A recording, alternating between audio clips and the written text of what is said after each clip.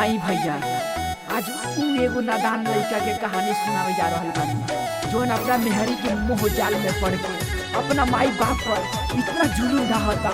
माई बाबू तंग हो गई बा एकदम। अब वो नादान के ही पता नहीं थे कि जीवन माई बाप के तो देहल है। तो आई ये कहानी के हम गाना के माध्यम से सुनावता। मेहरी महान भइल माई बाबू बेगाना बा, मेहरी महान भइल माई बाबू बेगाना बा। देख भाई आइल कैसन जमाना बा,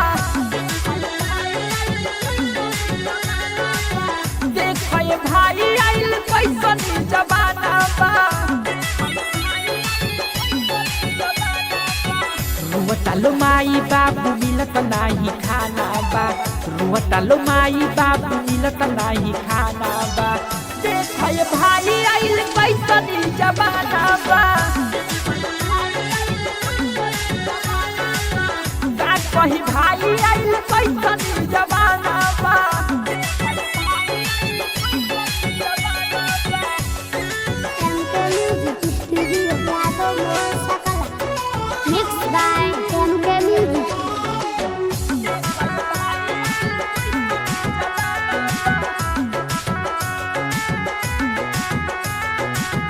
जोई है बदल लाल बात नाही जनली, ममता दुलार देख पोसलिया पालली। जहाँ वाले सकले बाबू कहिले भलाई, सोचले बुढ़ापा में सहारा देताई। प्यार के बदले बेटा मारता या जताना बा, प्यार के बदले बेटा मारता या जताना बा। देख भाई आइल कैसन जमाना बा,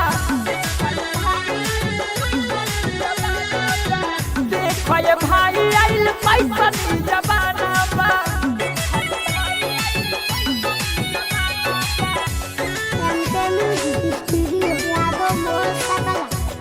Mixed by MK Music.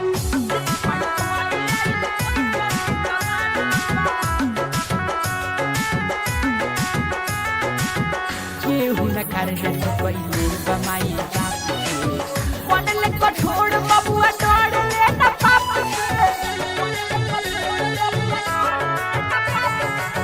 चले के न लूर रहे सुनाए भाई, अमुरी धराई माई निहली खाई।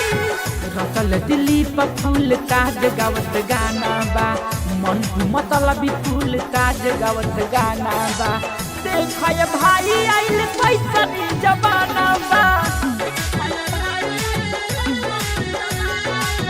देख भाई आइल कैसन जमाना बा।